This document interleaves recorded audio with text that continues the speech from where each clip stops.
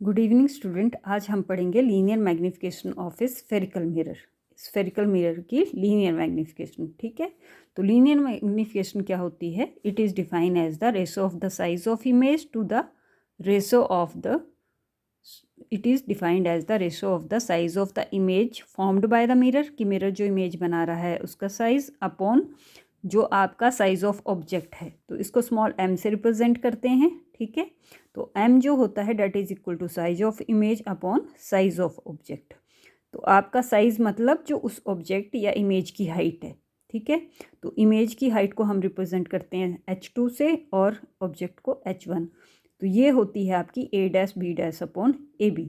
क्योंकि आपको पता है जब हम डायग्राम्स बनाते थे, मैं आपको दिखाती हूँ, तो जब भी हमने डायग्राम्स बनाए हैं मिरर फॉर्मूला में आपने देखा है ऑब्जेक्ट हमेशा कहाँ को होता था? प्रिंसिपल एक्सिस से ऊपर की तरफ को, और इमेज जो होती थी कभी ऊपर की तरफ को होती थी, कभी नीचे की तरफ को होती थी, डिपेंडिंग अपॉन कि वो रियल है या वर्चुअल है। ठीक है, और जो हमने न्यू कार्टेशियन साइन कन्वेंशंस पढ़ी थी उनके अकॉर्डिंग अगर प्रिंसिपल एक्सिस से ऊपर की तरफ को हाइट है तो पॉजिटिव होगी और नीचे की तरफ को हाइट है तो नेगेटिव होगी। ठीक है, तो आपकी जो वर्चुअल इमेज बनती है, आपकी दो तरह की इमेजेस पढ़ी ना हमने, रियल इमेज भी पढ़ी और वर्चुअल भी पढ़ी। जो आपका कनकेव मिरर है उसमें रियल भी बनती है और वर्चुअल भी बनती है, पर जो आपका कन्वेक्स है उसमें सिर्फ वर्चुअल ही बनती है।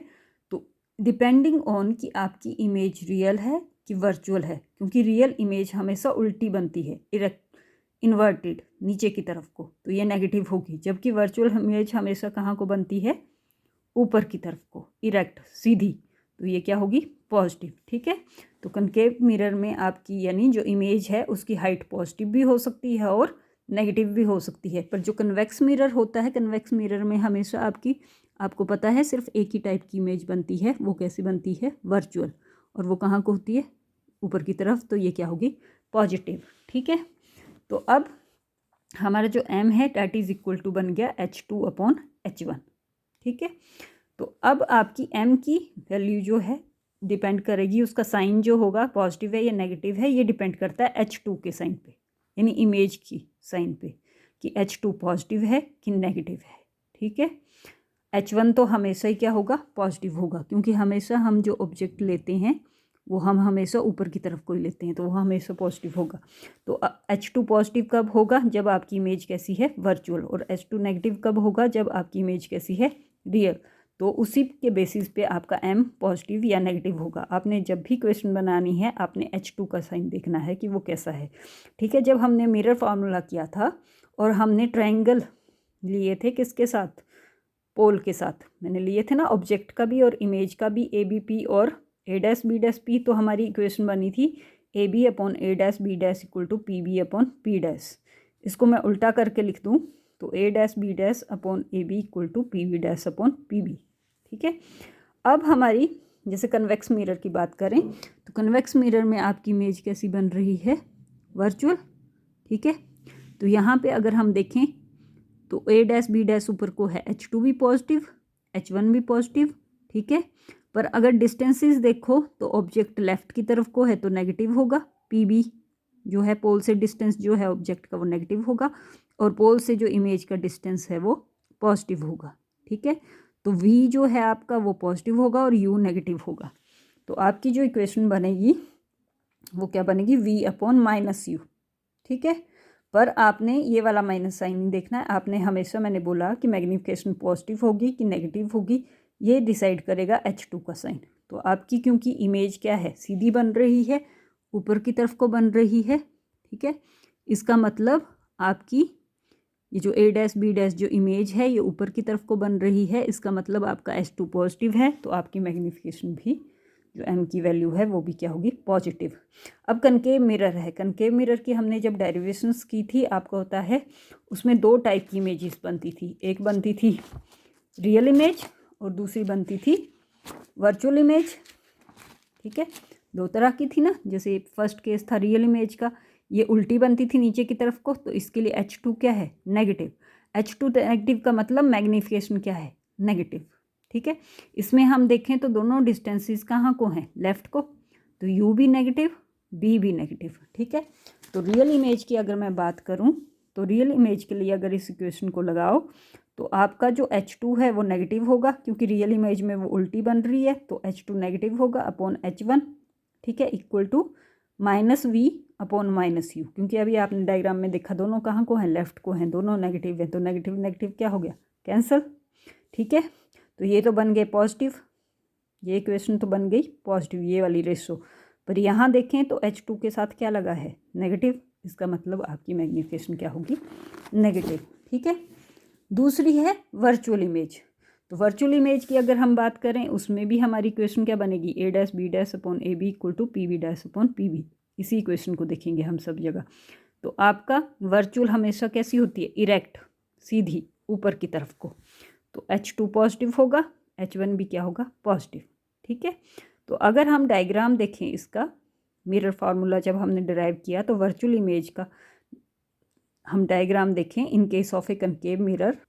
तो यहाँ देखो कनकेव मिरर में जब आपकी वर्चुअल इमेज बनती है तो उस वक्त आपका इमेज इस तरफ को है टुवर्ड राइट, तो V जो होगा वो पॉजिटिव होगा और जो U है वो नेगेटिव होगा, ठीक है, U नेगेटिव होगा। और साथ में आपकी ऑब्जेक्ट भी ऊपर की तरफ है, इमेज भी ऊपर की तरफ है, तो दोनों पॉजिटिव होंगे। H2 भी पॉजिटिव होगा, H1 भी पॉजिटिव होगा। तो V क्या आ गया आपका, V पॉजिटिव आया। तो आपका V पॉजिटिव और U नेगेटिव। तो आपने ये साइन नहीं देखना है, मैंने बोला है इसका साइन नहीं देखना, आपने किसका देखना है, इसका। तो M पॉजिटिव है, क्यों, क्योंकि H2 पॉजिटिव है, तो M इक्वल टू पॉजिटिव। तो मैग्नीफिकेशन क्या होगी, पॉजिटिव होगी। हो गई आपकी लीनियर मैग्नीफिकेशन, ठीक है। वो क्या है, it is the ratio of the size of the image to the size of the object. और इसका साइज पॉजिटिव होगा M का या नेगेटिव, ये डिपेंड करेगा on the size of the image, कि आपकी इमेज सीधी बन रही है कि उल्टी बन रही है, कि वो वर्चुअल है कि वो रियल है। अगर वर्चुअल है तो पॉजिटिव होगी M, और अगर इन्वर्टेड और रियल है तो नेगेटिव होगा, ये याद रखना है। अब इसी के और फॉर्मूले भी निकाल सकते हैं हम। एक फार्मूला तो मैंने करवा दिया ना, तो मैं मैग्नीफिकेशन का, वो क्या है, H2 upon H1, size of image upon size of object. तो हम और फार्मूले भी निकाल सकते हैं मैग्नीफिकेशन के लिए, जैसे फ्रॉम मिरर फार्मूला, जो हमने मिरर फार्मूला ड्राइव किए ना कन्वेक्स के लिए भी और कनकेव के लिए भी, तुमने देखा होगा वो सेम ही है सबके लिए। और वो क्या होता है, 1/U plus 1/V equal to 1/F, ठीक है, multiply both side by V से मल्टीप्लाई कर देते हैं, तो क्या बन जाएगा, V/U plus V/V equal to 1/V/F। V से V कैंसल, तो V/U plus 1 equal to V/F, है ना। इसको परे ले जाओ तो V/U इक्वल टू क्या बन गया, V/F माइनस 1, ठीक है। इसको मैं LCM ले लूँ तो ये क्या बन गया, V, ये यहाँ के मल्टीप्लाई हो जाएगा -F/F, ठीक है। अब फॉर वर्चुअल इमेजेस, अगर वर्चुअल इमेजेस हैं, कौन कौन बनाता है वर्चुअल इमेज, कन्वेक्स भी बनाता है और कनकेव भी बनाता है, ठीक है। For virtual images of both type of mirror, दोनों मिरर्स के लिए, क्योंकि दोनों बनाते हैं। हमें पता है M इक्वल टू, वर्चुअल के लिए हम यहाँ से देखें, मैंने अभी डिराइव किया था, तो वर्चुअल जो इमेज है उसके लिए M क्या होता है, -V/U, है ना, कन्वेक्स मिरर के लिए। इसी तरह मैंने कनकेव का भी निकाला भी, ये भी -V/U है। तो दोनों के लिए क्या होता है, M इक्वल टू -V/U जो होगा, that is equal to V/U कितना है, V-F/F। तो -V/U क्या होगा, यहाँ माइनस लग जाएगा, -F/F। अगर माइनस को मैं अंदर मल्टीप्लाई कर दूं तो ये बन जाएगा F माइनस V/F। तो एक आपकी इक्वेशन ये बन गई, ये फार्मूला भी बन गया आपका in terms of focal length and distance of image, ठीक है। इसी तरह अगर मैं क्या करूं, पहले मैंने मिरर फार्मूला को मल्टीप्लाई किया V से, अगर मैं इसे मल्टीप्लाई कर दूं U से, तो मल्टीप्लाइंग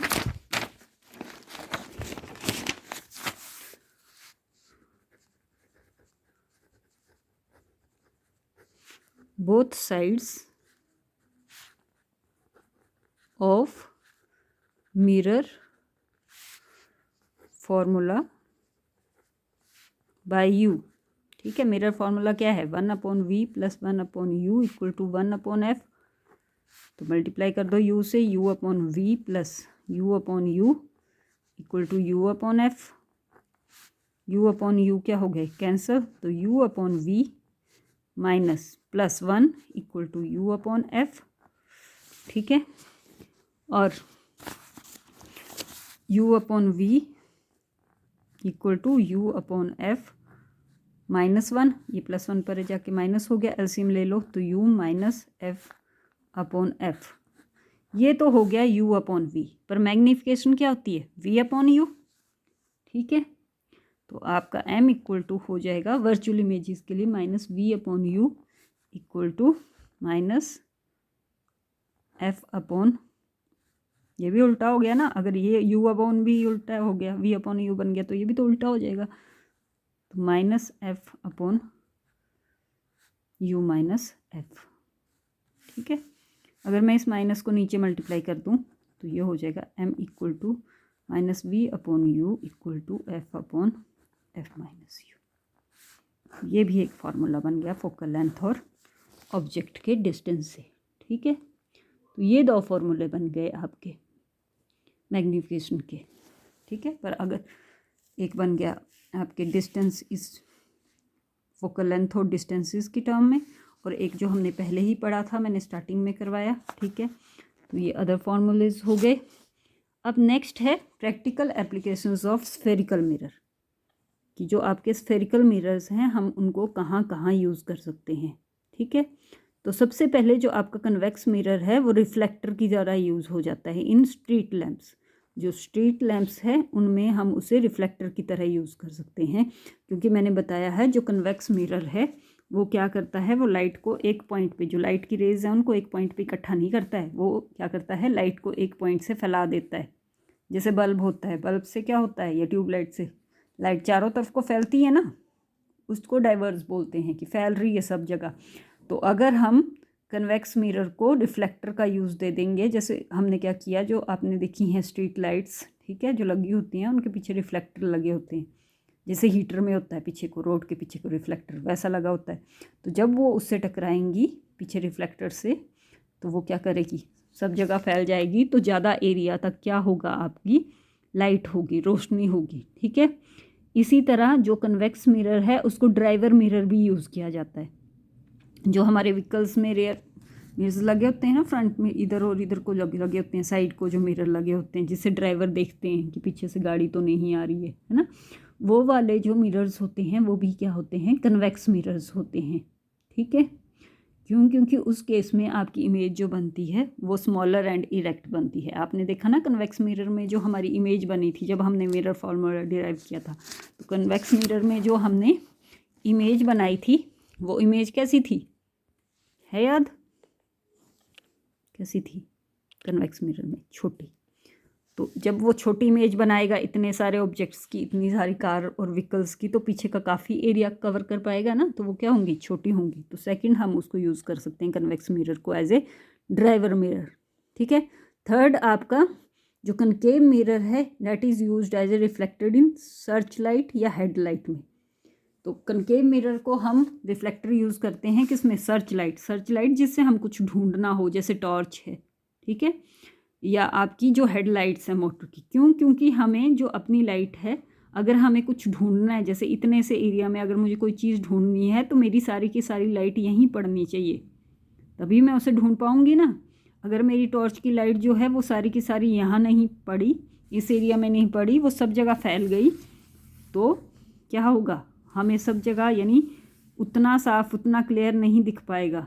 ठीक है, वो उतनी ज़्यादा उसकी इंटेंसिटी नहीं होगी। जैसे आपने लेज़र लाइट देखी होगी, बिल्कुल थोड़े से एरिया में पड़ती है ना, तो कितनी तीखी सी होती है, इंटेंसिटी उसकी हाई होती है। तो वही बात है कि जब कनकेव मिरर से रिफ्लेक्ट होगा, तो कनकेव मिरर मैंने बताया वो हमेशा लाइट रेज को क्या है, एक ही पॉइंट पे इकट्ठा कर देता है। तो वो टॉर्च की जितनी भी लाइट है उसको एक ही पॉइंट पर फोकस करेगा और आप किसी भी चीज़ को आसानी से ढूंढ पाएंगे। ठीक है, कनकेव मिरर जो है सेकंड इसको यूज़ कर सकते हैं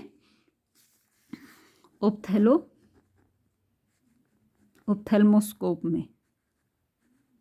ऑप्थेल्मोस्कोप क्या होता है, जो आपने देखा होगा डॉक्टर्स के पास होता है, जो आपकी जैसे आइज़ को देखना हो, जो आपके कभी आइज़ टेस्ट करवाना तो उनके पास होता है वो, उससे वो क्या देख पाते हैं, जो आपकी रेटिना ऑफ आई है उसकी रिफ्लेक्शन को स्टडी कर पाते हैं। ठीक है, उसके बाद कनकेव मिरर जो है उसको सेविंग मिरर भी यूज़ करते हैं सेव करने के लिए।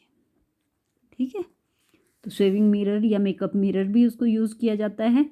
इसके अलावा इन मिरर्स जितने भी स्फेरिकल मिरर्स हैं इनको ट्रिक मिरर भी यूज़ किया जाता है। ट्रिक मतलब कि आपने कभी किसी चीज़ को मोटा करना है, जैसे कई बार मेले वगैरह में भी होता है, वैसे चंडीगढ़ में भी है रॉक टेम्पल में, कि आपकी जो मिरर्स हैं वो इस तरह से फिट किए जाते हैं कि उन मिरर्स में कई बार आपकी इमेज मोटी आएगी, कई बार आप छोटे दिखेंगे, कई बार आप लंबे दिखेंगे, कई बार आप पतले दिखेंगे, कई बार आप खूब मोटे दिखेंगे। तो वो मिरर्स जो हैं वो सारे ये कौन से होते हैं, स्फेरिकल मिरर्स। ठीक है, तो इन्हें ट्रिक मिरर्स भी बोलते हैं। तो ये आपकी ट्रिक मिरर्स की एप्लीकेशंस हैं। ठीक है, तो ये सारा आपका रिफ्लेक्शन का कवर हो गया। ओके, फिर थैंक यू।